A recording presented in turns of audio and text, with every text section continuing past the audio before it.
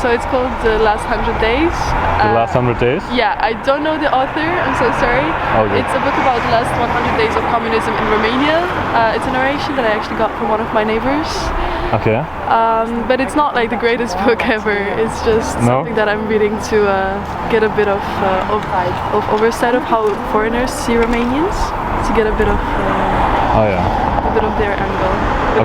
But you won't recommend it? It's not that interesting? It's not that engaging, no. It's just that I recognize a lot of the cultural stuff that happened in the book. But are you from Romania yourself? Yeah, I'm Romanian. Okay. But I have a book to recommend. All right, that's great. It's my favorite book, actually. Which one is it? It's called Pismovnik.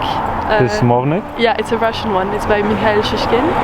And really, really go read it if you're into raw realism. What is it about, like, roughly? So the way it's written is epistolar, so basically letters from one person to the other.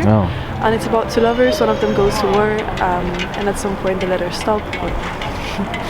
I'm not gonna tell you why. Okay, but so it's like a love story, romantic? It's a love story, but it's also a piece of life, I think. Yeah. Nice. Okay, sounds really good. Thank you so much. Right now I'm reading Ikigai, it's called. It's about Japanese life philosophy.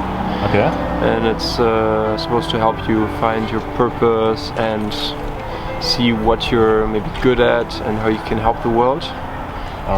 But also how to live a longer life and enjoy it at the same time.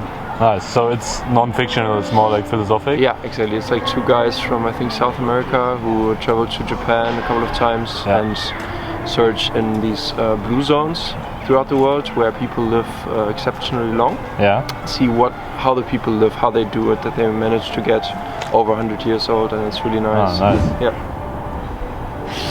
Fille de la mer. Daughters of the Sea.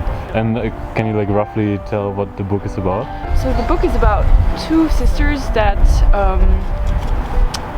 were living during the Second World War in Korea and in South Korea, and they were both daughters of people who were, fishing, and the Japanese people were invading Korea at the time. And at some point they kidnapped the elder sister, who became a sexual slave for the Japanese people in China.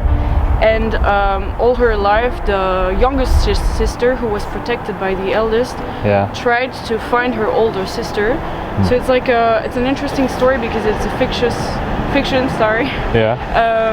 Where you have two sisters and you have their parallel stories, but during the Second World War. World War, all good. And that's it.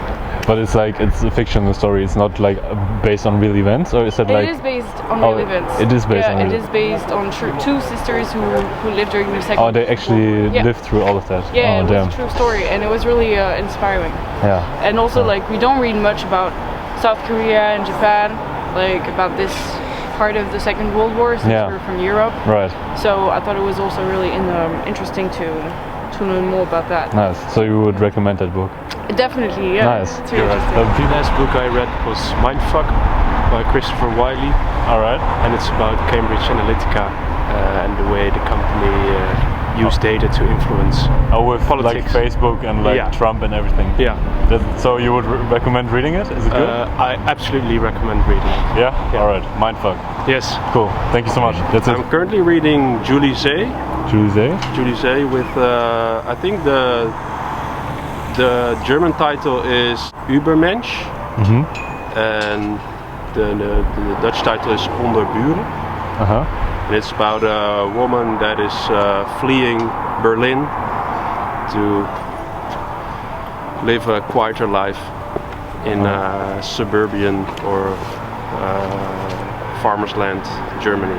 Is it like during the war or like no? It's very contemporary. So it's during Corona. Even Corona is part of the story. So it's like it's not fiction. It's like her real story. She's telling how she lived through it. It is fiction. It is fiction. It is fiction. How is it so far? Would you recommend reading it? Yeah, I really recommend reading it. The style is very good. It's very gripping. It's really it's a really nice story. It's nice. It's a slow book. Yeah. So it's really nice bedtime. Bedtime reading. Yeah.